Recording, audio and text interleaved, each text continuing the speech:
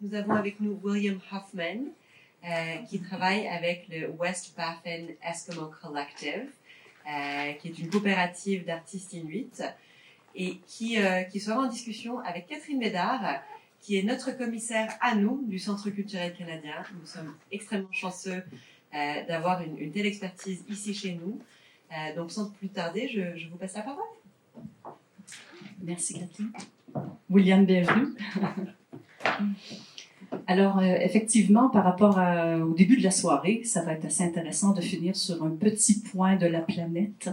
On a commencé avec le film de Edward Bertinsky et Jennifer Batchwell, qui nous a fait traverser la planète autour de questions de déséquilibre liés au contrôle de l'eau, au changement climatique et tout ça. Donc, on va aller maintenant, disons, dans un autre extrême, dans lequel on se promenait tout à l'heure avec le panel de Canada Goose, mais sur un point tout petit, celui de Cape Dorset, dont on va parler à travers une organisation qui est absolument unique en son genre et qui est la West Baffin Eskimo Cooperative. On reviendra sur l'usage du terme Eskimo, toujours valable aujourd'hui à travers ce nom. Mais j'aimerais que vous nous parliez des débuts de cette coopérative qui existe encore, donc, 60 ans plus tard.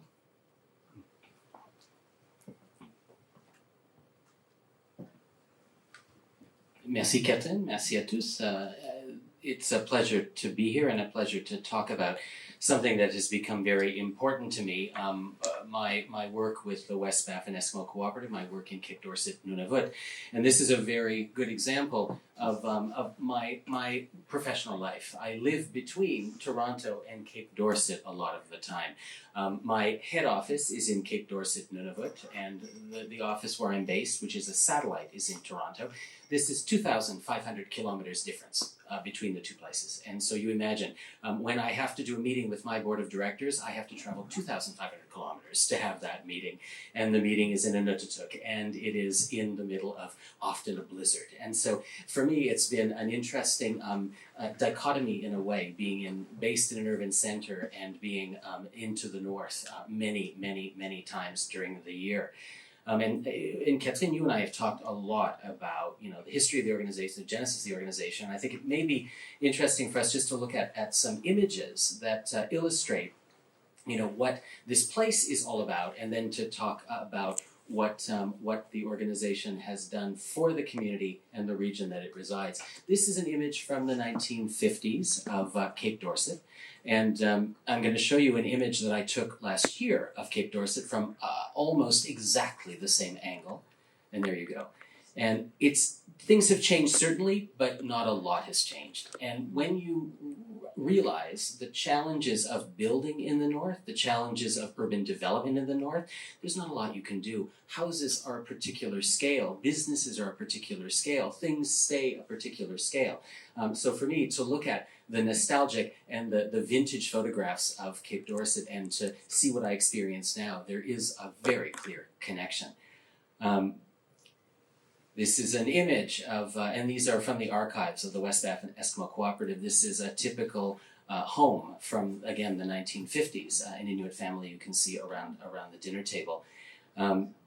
This also a very frequent scene in Cape Dorset. These are children going to school, and this is a kamatuk, which is a very traditional sled that would be attached to the snow machine. And if I wait outside of my apartment in Cape Dorset, the staff apartment that I stay at, I do see this scene now in Cape Dorset. So again, things have changed, but things have not changed. This is a very interesting, it makes no sense if you look at it without context, but these ships are bringing supplies to the shore, and these are coming from what's called a sea lift. And it's probably once or twice a year, depending on the sea ice, that the large objects are brought into town by boat, major boats. And this, again, is something that comes to the shore, and these backhoes will take the items and bring them to their destinations. The large box you see in the back is probably a refrigerator. For the most part, these communities are fly-in only, which means, most of the time you have to take a plane into the community, which means refrigerators, automobiles, large objects can't be brought into the community via plane. So you have to rely on these one or two time a year sea lifts. So this is a very famous and very familiar image for those who know about the West Baffin Eskimo Cooperative. You see in the back those two linked figures, those graphics, and that is the logo of the West Baffin Eskimo Cooperative. In front of the cooperative, you see artists, a few of them wearing traditional, I think all of them are actually wearing traditional costume and outfits. And the gentleman in front of the door is Terry Ryan, a longtime manager of the West Baffin Eskimo Cooperative, someone with whom I had a very short relationship. He died very recently. So the West Baffin Eskimo Cooperative was developed, launched in 1959. It is a community-owned organization. It has been since the beginning. The idea, the raison d'etre for the organization was to create the resources, the space, and the time for people to make art.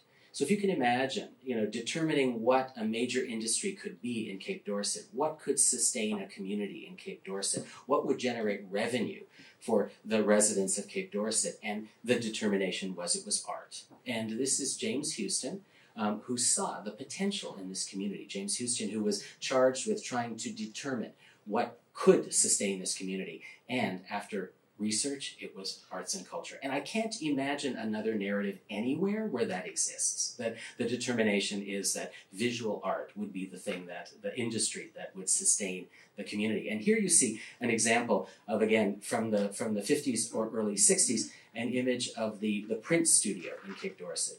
When the co-op was founded, they built a studio complex. And the artists were trained in traditional Japanese printmaking to create lithography and stone cut. So you see these artists working in the space, and each successive generation of printmaker has been taught by the previous generation. This is not an art school. This is an industry in Cape Dorset. It's an industry built on mentorship.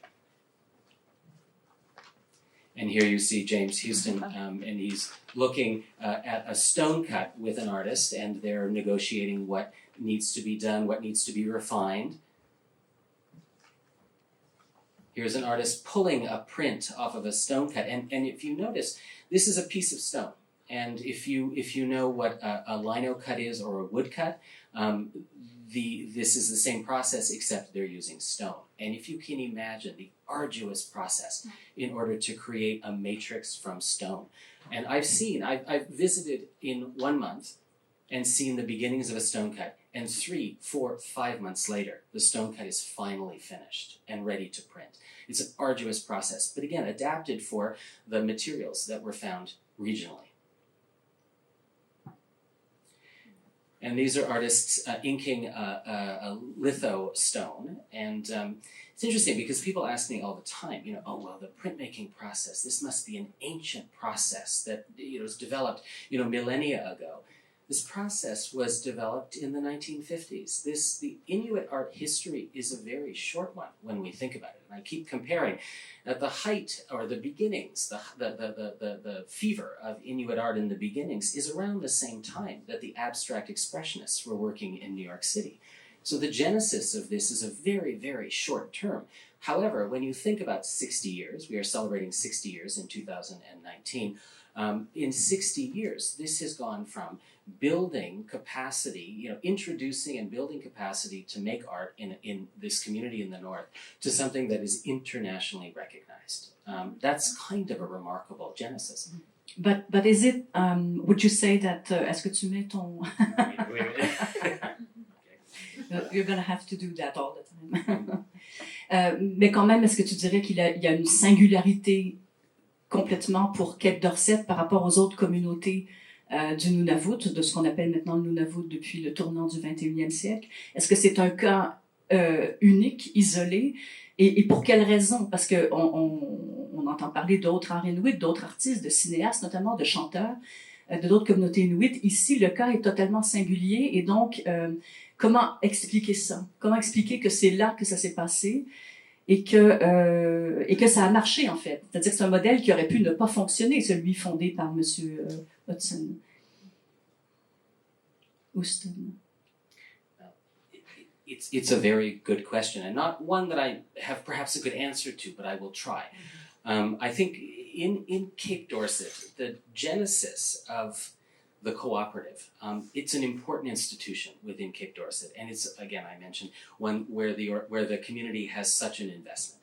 And I think that with the cooperative stability and what it provided in terms of a studio and in terms of Houston and Ryan and the staff that were part of this organism and still are, providing leadership and training, and the fact that mentorship is such an important part of the culture in Cape Dorset.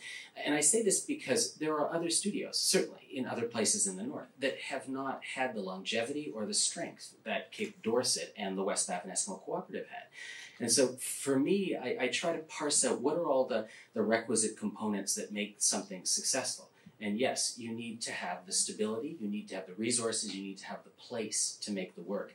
And you also need to inspire the community of creators to not only make their work, but to train their successive generations to be able to produce work as well. And I think that's where it becomes a very different and special moment in Cape Dorset. So we talk about, nous parlons donc de l'importance de l'art dans cette communauté, un peu comme si d'ailleurs il y avait un énorme pourcentage de la population qui était dédié à l'art. Hein. C'est vraiment un des métiers presque les plus importants de ce village. En même temps, l'enjeu principal de cette communauté reste la survie. On est quand même dans le Grand Nord, avec une population de 1400 personnes, je crois. Donc, comment voit-il, alors c'est vous qui parlez, et on aura l'occasion d'ailleurs de les entendre tout à l'heure, vos collègues Inuits de Cape Dorset, mais de votre point de vue à vous, donc, quelle est l'importance de l'art par rapport à l'enjeu de survie, qui est quand même l'enjeu principal dans un village comme celui-là? Est-ce que l'art a rapport à cette survie?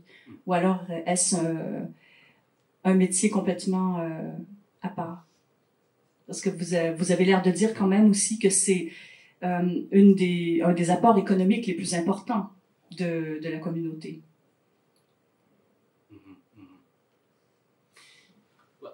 The image that you see on the screen is one of the very early prints that was produced at the studio, and it is rabbit eating seaweed, and it's just that, a rabbit eating seaweed. It's a sealskin stencil, which means the image was cut from sealskin, and the ink was applied with a brush.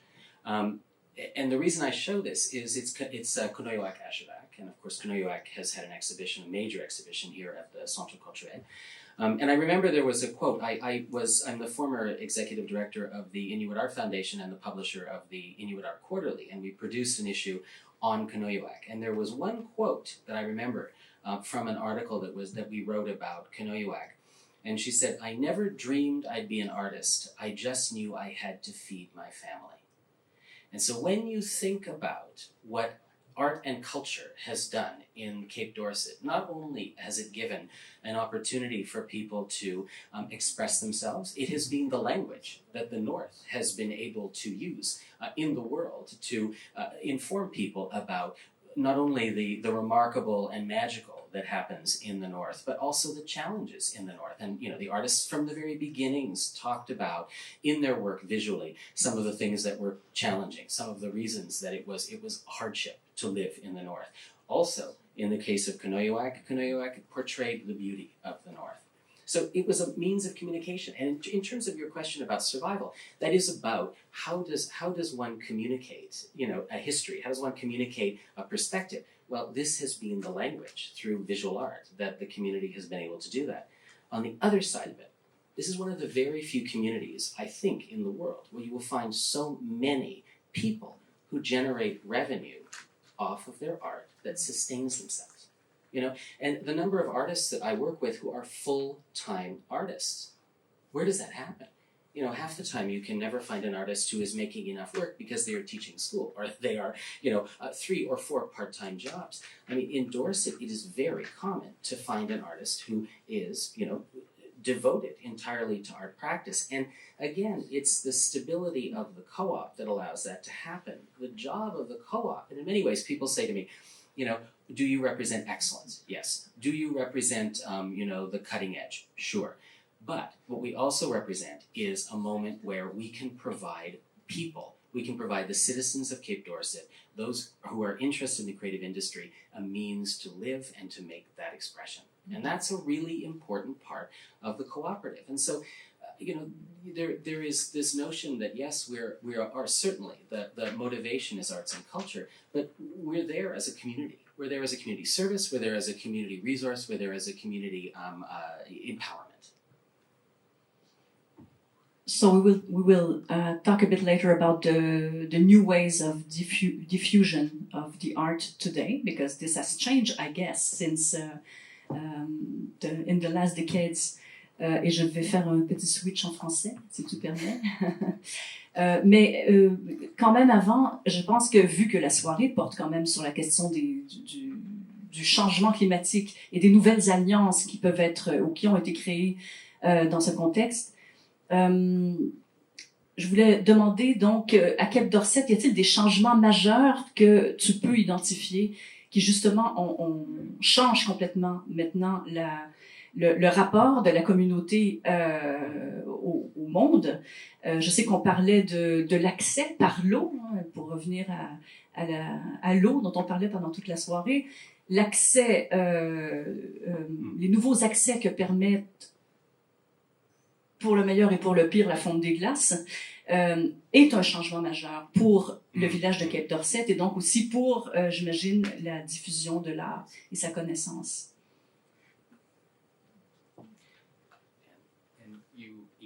I thought we should take a look at an image of the Tundra. This is just outside the city, actually, and this is such a common vista for me. Again, as a city boy, I never expected that I would spend this much time in isolation and in this kind of a terrain. And what's interesting is, as distant as Cape Dorset is, as isolated as it can be, we've done a very good job, I think, over the course of the 60 years that we've been operating, to connect to the outside world, to bring this work to Paris, to bring this work to Shanghai, to bring this work all over the United States. What's interesting is, it's only recently that we're starting to see an influx into Cape Dorset. And you imagine, just to give you a bit of a profile on the town, it's 1,400 people. 1,400 people. That is an apartment building in some of the banlieues, in Paris. These are tiny communities, tiny communities. And what's happening, if you look at it within the context of climate change and in its broader circumstance, we were used to, curators, we were used to specialists who would come to Cape Dorset because, again, very expensive, it's very distant. What we're now facing is this. And this, in fact, is the Crystal Serenity, and they are running this ship. It's 1,060 passengers through the Northwest Passage. This is something that has never happened before. This is the result of climate change. Now the fact that you can navigate the Northwest Passage, in addition to these large passenger ships, you also have oil tankers. You have a number of transport vehicles going through. And as one, I read very recently from an interview, someone, the Canadian Coast Guard, said this is the most dangerous cruise you can ever take. The reason is, it is one of the most inaccessible bodies of water from a safety point of view. If something were to happen, there's absolutely no way you can evacuate 1,000 people. So that's one problem. The second problem is, how do you bring 1,068 people into a community of 1,400 people? Mm-hmm. And, the problem is that, and I've said this to you, Catherine, in my experience in the North has always been about dichotomy. It's always been about opposites. It's always about contradiction. So, yes, does it make sense from an economic point of view that you bring 1,068 people who have a lot of money into a community that wants to sell art? Of course it does. Does that make, from an economic point of view? Sure. From an infrastructure point of view, this is a huge problem. And so when we talk about the work that we do as a cooperative, it's hand in hand with the territorial government and hand in hand with the municipal government in Cape Dorset to worry very, very, very deeply about these kinds of things. Are there huge issues with this associated? Of course there are. And, and for me, the idea that this is on the immediate horizon means that, I have to become an expert, in a way, in how to build tourism infrastructure, how to welcome, this volume of people. How do we create partnerships with the community, both public and private sector, in order to allow this to happen in a way that's beneficial to the community and can enhance the economic value and the status of the community without decimating it. And I think that's and those are two equally, balanced things for me. Tout est affaire de déséquilibre et d'équilibre complexe et très subtil dans cette histoire. Alors, il y a ces gros bateaux, ces monstres qui viennent maintenant vers les communautés inuites, et celles-ci en particulier. Et ça va se multiplier avec le temps, bien sûr. Mais parmi les changements majeurs liés au changement climatique. Maintenant, vous avez aussi des nouveaux changements que vous opérez, vous, en tant que coopérative, qui sont de diffuser autrement cet art. Je voulais que vous donniez quelques expériences, quelques exemples de diffusion qui n'existaient pas il y a quelques années, dont, par exemple, ce que vous avez fait à la Biennale de Venise avec un artiste inuit. C'était la première fois qu'on avait une représentation d'un artiste important de la communauté inuit dans un des événements majeurs qui reste un des grands événements d'art contemporain au monde. Et ça a été vraiment une découverte et c'était donc il y a, je crois, 2-3 ans. Indeed, and it was, here you are, this is the Rialto Bridge. If you've been to Venice, you know what this is. And for the first time in the history of the Biennale, and this was in 2017, Kananganak Putagut, one of the luminaries of the Inuit art movement in Cape Dorset, also one of the founding members, board members of the West Baffin Eskimo Cooperative. Interestingly, there is a genesis to this work which is very gratifying for me. A genesis to this exhibition that's gratifying for me at the Biennale. So Christine Mansal at the Centre Pompidou. We received a phone call from Christine's office from the Centre Pompidou. They said, we'd like to know more about Kananganak Putagut. I thought, well, this is really interesting. We're going to have a show at the museum in Paris. We sent a number of materials, and then suddenly it started to evolve. Christine is announced as artistic director of the Biennale 2017, and then we realized that Kananganak is going to be in the Biennale. So the first time in 150 years, there is an Inuit artist in the Biennale, not representing Canada in the pavilion, but in the curated Arsenale part. So, interestingly, I called the office and I said, how did you find out about Kananganak? And I'm thinking, it might be just a Google search. That's not very sexy. How did this happen? And it turns out that Christine Mansal visited her friend, who is now the director of the Brooklyn Museum. We have a relationship with the Brooklyn Museum. We insisted when one of our artists visited for residency that there was work on the walls by an Inuit artist, so that when she arrived, our artist from Cape Dorset, she would see work from her community. It was Kananganak, and it was that piece, the successful walrus hunt, the boat that you see in the back. This was the piece that motivated her to include Kananganak in the Venice Biennale. So the reason why there are those pieces in the Biennale is because also you brought that Inuit artist in Brooklyn, right? Precisely, and this is where that's quite interesting. Well, and to answer your question about what is the new world look like for Inuit art? I mean, we were in a luxurious position where the Canadian government was very active in promoting these exhibitions internationally. We would see work going to every embassy and consulate around the globe in the 50s, 60s, and 70s. So the work was it was a calling card for Canada. When those programs were eliminated or diminished, it became more of our responsibility to make those connections internationally. So for me, it's now not about Inuit art being isolated as something that has been endorsed by a government or finds its way, naturally into certain circumstances. It's about how do we compete with every other artist working in the contemporary milieu internationally. And so you can imagine how difficult it would be to negotiate a relationship with the Biennale, with a small community in Cape Dorset, a Canadian organization. So it becomes so incredibly important for us to have these relationships, for me to be, equally in my office in Toronto, then in Cape Dorset to understand what is happening in the studios, and to be here, and to be in the United States, and to be, in Asia. And this is, again, the new reality of how we need to do business in a competitive environment. And so that's your job. You are hired by the cooperative. It's your job to go everywhere and to speak about that art. And I would like to know if, because sometimes you come with artists, sometimes you go in, you are in a situation where they don't necessarily feel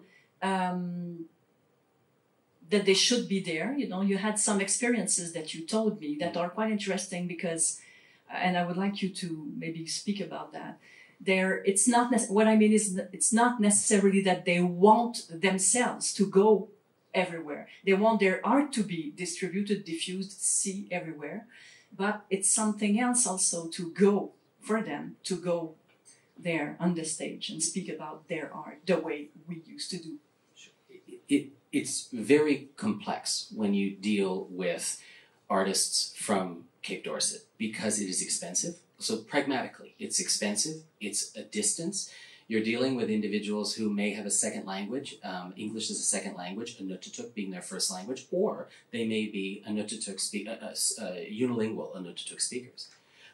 These are artists who often don't have passports. These are artists who, so there are so many things that we have in place that is very easy for me to pick up and come to Paris when I need to. For those artists, it's just not the convention to be that accessible and that available to do these things. And also, as a good talent agent, which is what we are, we need to, in a way, protect our artists from circumstances that are not of interest to them to begin with, that may not be professionally significant for them. And this is where it becomes interesting because often the Inuit artists get fetishized. Inuit artists see there's a mystique, there's an exotic nature to this, and everyone wants to see these artists. They want to hear them talk, they want to have them discuss their work, and often many artists are not capable or interested in discussing their work in a forum like this. And so, for instance, I'll show you this image that's on the screen now, and one of our artists, Ningyokuluk TV, was at the Embassy of Canada in Washington, and it was an interesting experience for me because it was one of the very most profound moments when I understood that we do have to pave a way for these artists. And in fact, we arrived at the embassy and she was tasked with sitting in front of 200 people and talking about her work under spotlights on a stage. And this was something she'd never done before. If you can imagine, you've never public spoken before. But the expectation that these artists will be there to perform is remarkable. And this is, in a way, kind of imposing what we think, an artist who's been trained into the practice of making art, someone who knows about marketing, someone who's savvy around the idea of how do I promote my work? I am my own salesperson. This isn't the case with many of our artists in Cape Dorset. What was interesting is, by contrast to that, this is the same artist, Ning TV, in a residency. She did a 2-day residency in Grand Marais, Minnesota. And it was interesting because we just spent time in Washington, and she said to me, I hated Washington. I hated doing that exhibition. I hated all of the cocktail parties you made me go to. I said, let's just try this in Minnesota. And what was fascinating about this is she was in a studio working with colleague artists, doing what she does well, making art. And so it became, and we've had long conversations about this, and now I've started to think more strategically about where our artists can be placed in certain circumstances. And for Ning, this is new work that came out of the residency. She learned a new process. She has new colleagues. She was able to network in a way that was natural to her. So, this is where, we talked about, I'm employed by the West Baffin Eskimo Cooperative, and in most cases, my job is a spokesperson for the organization. I'm the person who, when you need someone to talk about what we do as an organization, I'm the person to do it. In the case of our artists, when appropriate, those artists certainly are there to provide voice. But it's not an assumption. It shouldn't be an assumption that our artists are willing to perform, when required. Yeah, I think this is very important to say that. And you have an image, I think, in the many images you have here, where we see also a result of a trip you did with another artist. So she came back and in Cape Dorset did something that is surprising, that I would like you to show to us, and that probably doesn't fit anymore the idea of exoticism, that we sometimes expect systematically from those artists. This, you're absolutely right. And this was a really fascinating process for me, because the artist is Padlu Samueli, and she is fascinated by modernity, architecture particularly. She loves the linear nature of the built environment around her. And you can see in this image that you have a diesel truck filling up a tank. You've got a boat with some engines, a duck, and a landscape. And then what is this? And it's interesting. We spent 2 weeks in Brooklyn together. She was part of the residency I mentioned earlier at the Brooklyn Museum. And we arrived in Brooklyn, and she said, I want to go to one of the biggest towers you can show me. And so, of course, we go down to Manhattan, and I don't even know what building this is. But she looked at the skyline as she's spinning around, seeing Manhattan, and said, this place is made of so many lines, and I want to draw those lines. So suddenly we get this amazing skyscraper in the aesthetic that she's known for, and authentic to her vision and her pursuits as an artist. If you can imagine, I suddenly have curators calling me and saying, "What are you doing? What are you doing? This is a skyscraper from Manhattan. This isn't Inuit art." And I thought, oh boy, what, so this criticism suddenly is being leveled at me because I introduce artists to different visual stimulus. Mm-hmm. So I talked to Padlu. I said, so Padlu, there's a bit of a criticism around, the work that you're producing. It's, doesn't look like Inuit art. She stopped me and she said, I'm an Inuk. Whatever I make is Inuit art. And I said, well, there you go. The question answered. But this is what I find remarkable, is these moments where, it becomes about, what is around me? How can I absorb this? How can I interpret it? And not about what is expected. And, So maybe now we should listen to your colleagues in Cape Dorset, because just before coming, you did 2 short interviews, and so those people, you will introduce them to us, but those are not artists, but the colleagues who work at the new center, the Kinojwak Center, that has opened only a few months ago.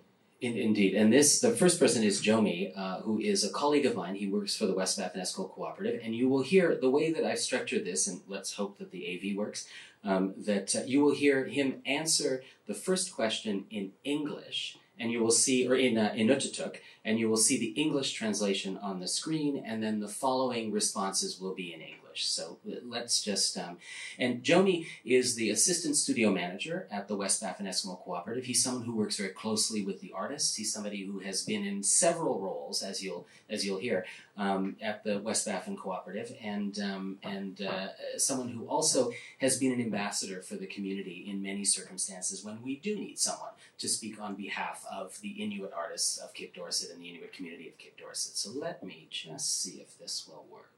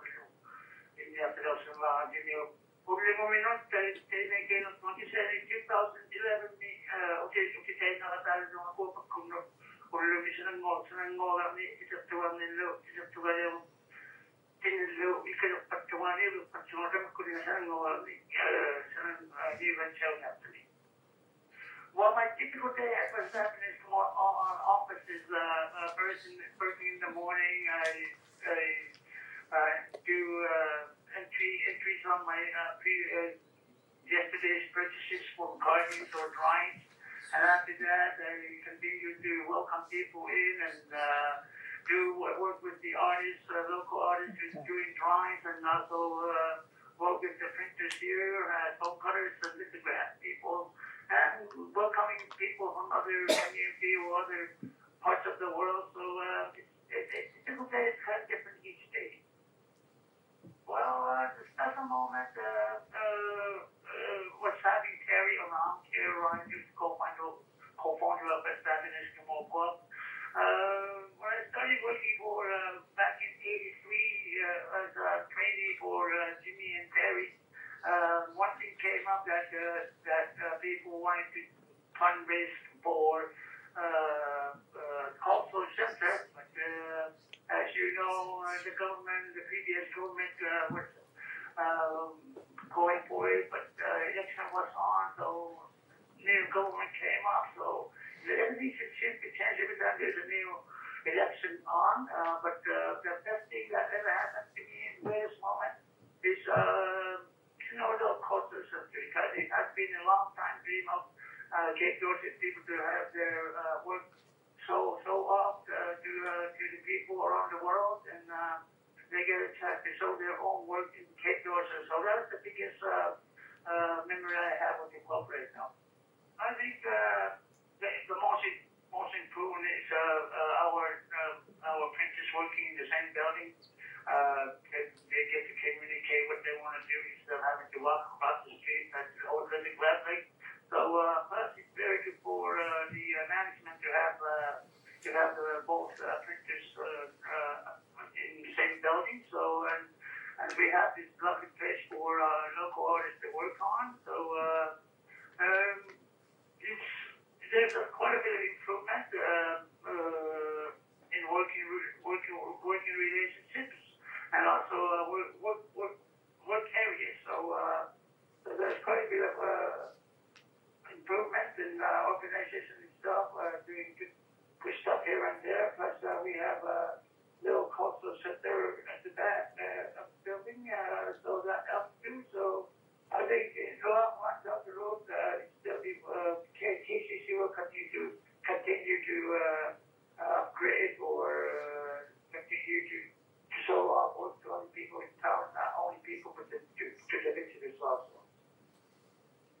Oops. Now, I hope that may have been a bit muffled. Can you hear it? Was it okay? And the second person is Louisa Parr, and Louisa Parr is the general manager of the Kunoyoak Cultural Center. And the previous person mentioned, Jomi mentioned the Kunoyoak Cultural Center, which I think we'll talk a little bit about later. But it is a new cultural space that was launched in Cape Dorset in September of last year, 2018.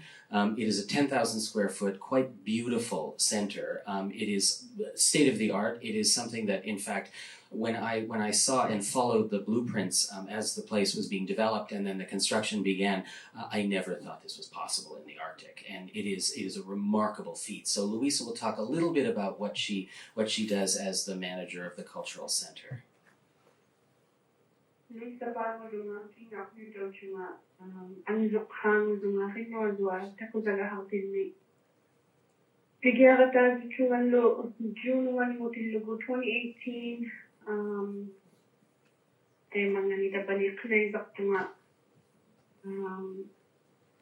So we have our very first big exhibition here at the Northwest Cultural Center, which is work of a lifetime, and it's works on paper.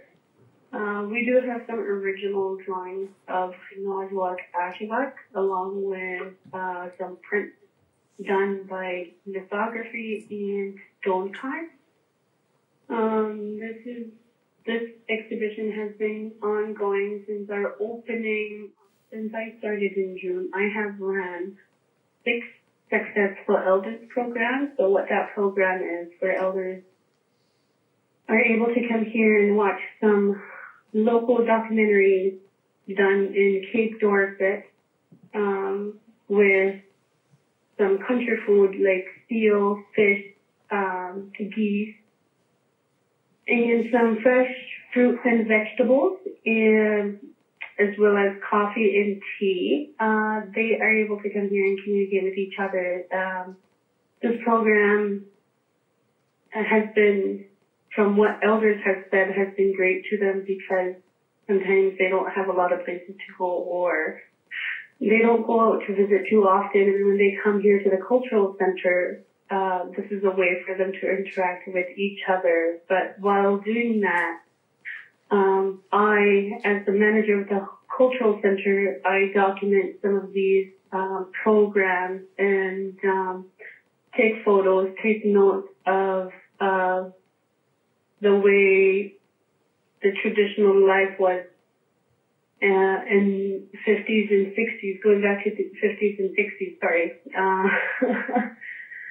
Well, I am the granddaughter of Kanani Nakutuguk, and growing up, we used to go visit as a family, and he would be there drawing.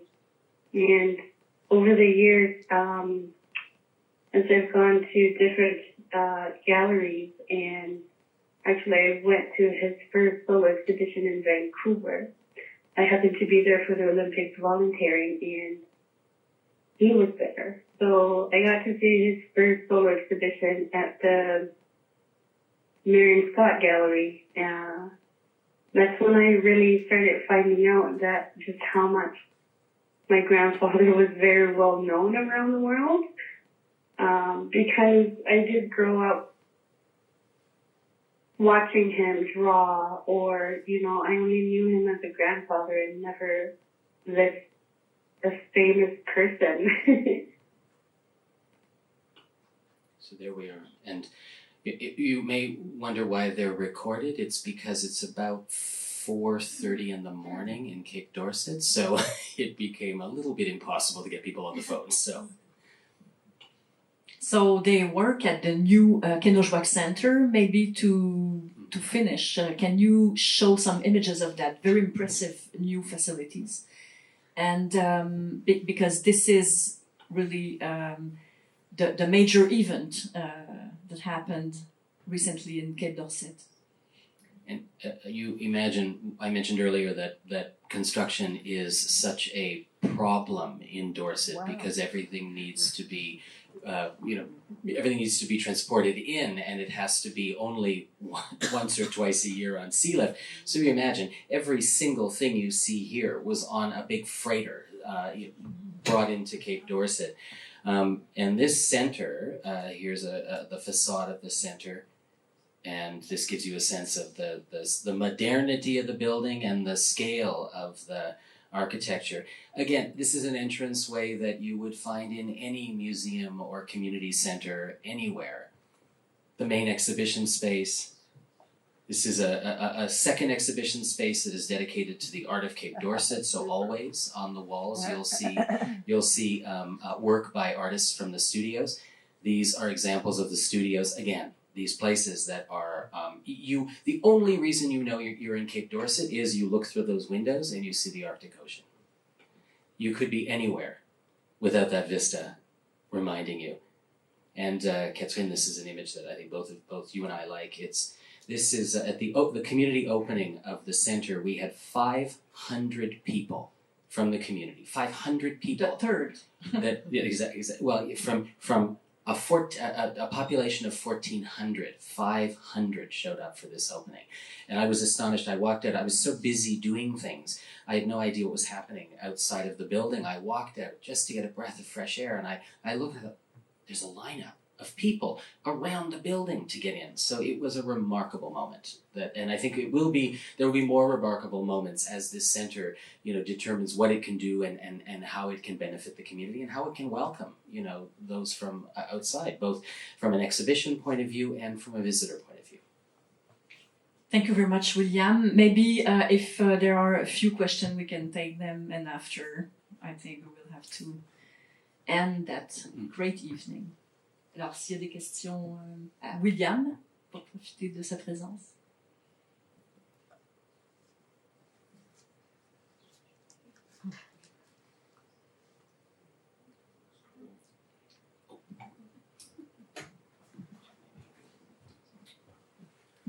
Thank you, William. This was a great presentation. I guess my question is, this is a great center and great work. How does that sort of relate to old ways of practice? There was art before that center was created. So what is the link with the past? It's a very good question, and one that I think us who come from the South always have to be reminded of. So thank you, because we can become so excited about these new developments. We can become so excited about this new building that looks like a modern space. And what is interesting, when we struck an advisory committee in order to determine what would happen inside this space, immediately the community said we need to equally embrace progress and outward looking as we do need to embrace our history and our past. And so, Louisa, if you were able to make it out on her the recording that she made for us, her priority was to bring elders into the space. Her priority was to re-embrace the Inuktitut language. It was to share stories and to record those stories. This is the space, what it doesn't show you, because the edifice is what you see, what it doesn't show you is that we have state-of-the-art equipment to be able to capture words and actions and video. And one of the things that we don't have is an archive, a suitable archive of all of these stories of the old languages, of the reminiscing about life on the land, and perhaps even teaching hunting techniques and those kinds of elements that are part of life on the land. So the center, I think, represents an opportunity not just to look forward and to embrace what could be new contemporary ways of thinking, but also a space where we can start to build that repository and that place for activity that embraces the history of this, the unique history of this community. I hope that answers your. I hope that's sufficiently. You're calm about this, because yes, we are making sure that history is part of the discussion with this new space. Merci beaucoup, William. Merci à vous d'avoir tenu jusqu'à 11h.